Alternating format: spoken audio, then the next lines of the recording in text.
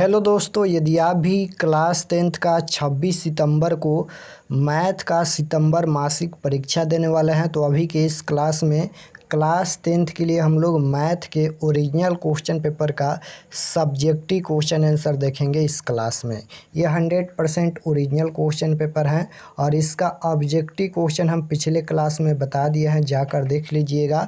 इस क्लास में हम लोग इसका सब्जेक्टिव क्वेश्चन यानी लघु उत्तरीय प्रश्न और दीर्घ उत्तरीय प्रश्न का क्वेश्चन और उसका सॉल्यूशन देखेंगे। तो आप लोग क्लास में अंत तक बने रहिएगा। विषय कोड यहाँ पर 110 रहेगा, एग्जाम 50 नंबर का होगा। यहाँ पर देख सकते हो क्लास 10th मंथली एग्जामिनेशन सितंबर 2024, क्लास 10th मासिक परीक्षा सितंबर 2024। ये मैथ का ओरिजिनल क्वेश्चन पेपर है। 100% आपके परीक्षा में सेम टू सेम यही क्वेश्चन आएगा। तो सबसे पहले खंड अ मिलेगा, सेक्शन ए, जिसमें वस्तुनिष्ठ प्रश्न पूछा जाएगा 1 से लेकर 30 तक, जिनमें से 25 का ही आंसर देना है।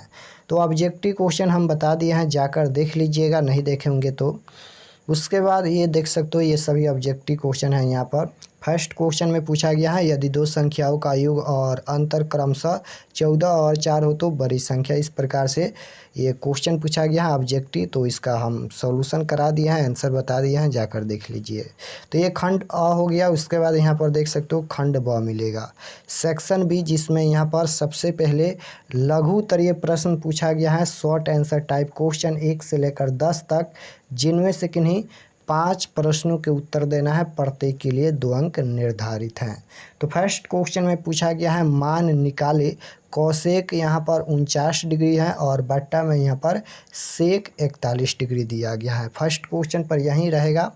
उसके बाद यहाँ पर ये 2 नंबर क्वेश्चन पूछा गया है, मान निकाले यहाँ पर कॉस 45 डिग्री और बट्टा में दिया गया है सेक 30 डिग्री और प्लस में कॉसेक 30 डिग्री का वैल्यू बताना है। 3 नंबर क्वेश्चन है कि द्विघात समीकरण दिया गया है 3x² - 2x + 8 = 0 का विवेचक ज्ञात करें। उसके बाद 4 नंबर है गुणनखंड निकाले यानी फैक्टर करना है। उसके बाद यहाँ पर 5 नंबर है कि द्विघात समीकरण दिया गया है 2x² - 5x + 2 = 0 के मूल ज्ञात करें। उसके बाद 6 नंबर क्वेश्चन है कि बिंदु -5, 7 को कार्तीय तल में निरूपित करें। 7 नंबर क्वेश्चन है, यदि समबाहु त्रिभुज की भुजा की लंबाई 12 सेंटीमीटर हो तो शीर्ष से आधार पर खींची गई लंब की लंबाई ज्ञात करें। 8 नंबर क्वेश्चन है कि दो समरूप त्रिभुज इस प्रकार हैं कि उनकी संगत भुजाओं का अनुपात 4:7 है, तो क्षेत्रफल का अनुपात बताना है। तो क्षेत्रफल का अनुपात ऑब्जेक्टिव में भी आप लोग देखे होंगे, स्क्वायर कर देंगे यानी 4 का स्क्वायर यहाँ पर कर देंगे और 7 का स्क्वायर कर देंगे, यही इसका आंसर हो जाएगा। उसके बाद 9 नंबर क्वेश्चन देखिए, 3 घनों प्रत्येक आयतन 125 सेंटीमीटर क्यों है को आपस में परस्पर लगातार जोड़ा जाता है, तो परिणामी घनाभ की लंबाई ज्ञात करें।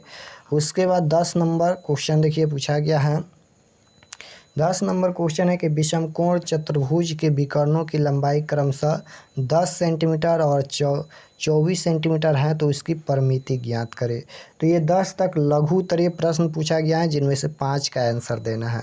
उसके बाद यहाँ पर देख सकते हो ये दीर्घ उत्तरीय प्रश्न पूछा गया है, लॉन्ग आंसर टाइप क्वेश्चन यानी 5 अंक वाला प्रश्न। 11 से 15 तक दीर्घ उत्तरीय प्रश्न है, किन्हीं 3 प्रश्नों के उत्तर दे, प्रत्येक के लिए 5 अंक निर्धारित हैं।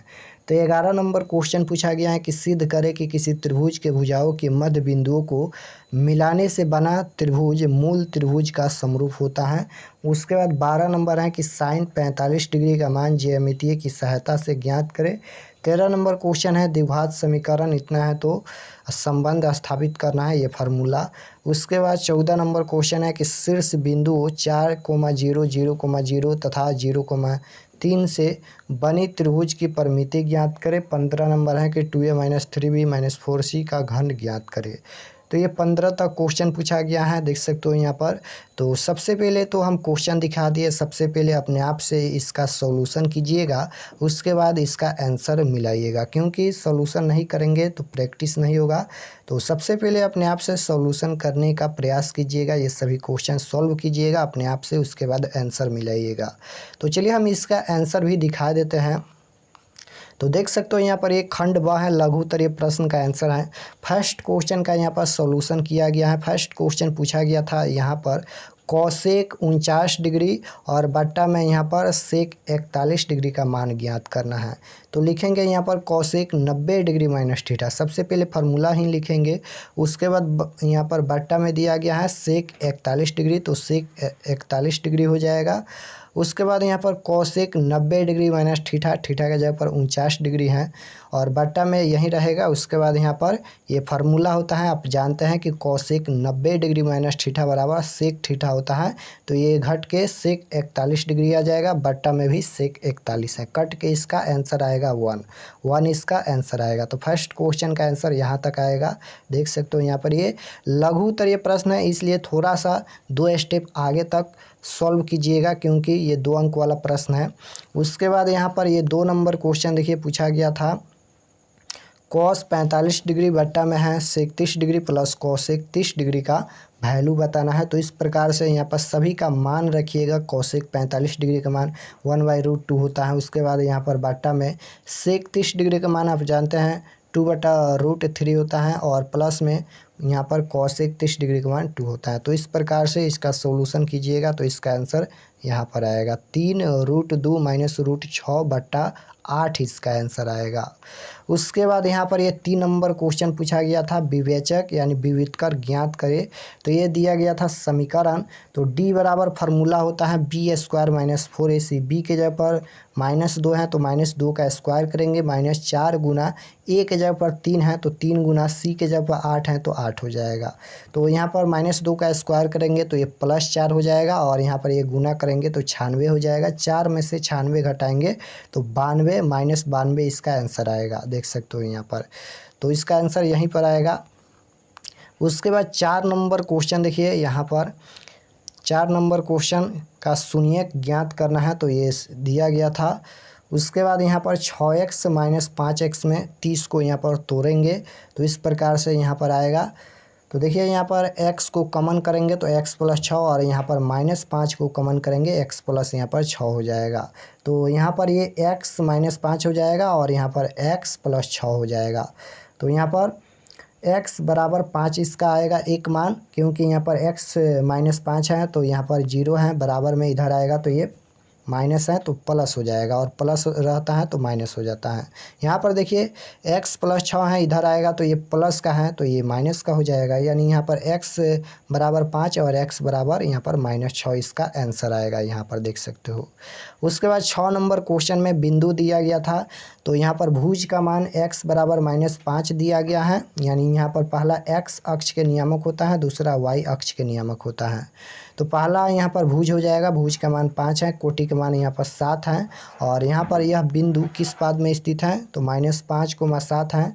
तो आप लोग ये ग्राफ जानते हैं कि प्लस, प्रथम पाद में होता है, द्वितीय पाद में माइनस प्लस होता है, तृतीय में माइनस माइनस होता है और यहाँ पर चतुर्थ में क्या होता है प्लस माइनस होता है।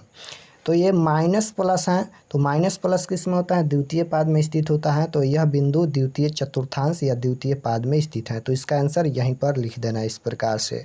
तो ये 6 तक हो गया, यानी 5 प्रश्न का आंसर देना है। तो यहाँ पर हम 5 प्रश्न का सॉल्यूशन दिखा दिया है। उसके बाद दीर्घ उत्तरीय प्रश्न देखिए, यहाँ पर ये दीर्घ उत्तरीय प्रश्न का आंसर है, देख सकते हो यहाँ पर। तो इस प्रकार से इसका सॉल्यूशन कीजिएगा, ये फिगर भी बनाना है इस प्रकार से। यहाँ पर देख सकते हो ये सभी सॉल्यूशन किया गया है, इसका आंसर यहाँ पर आएगा, यहाँ पर इसका आंसर आएगा।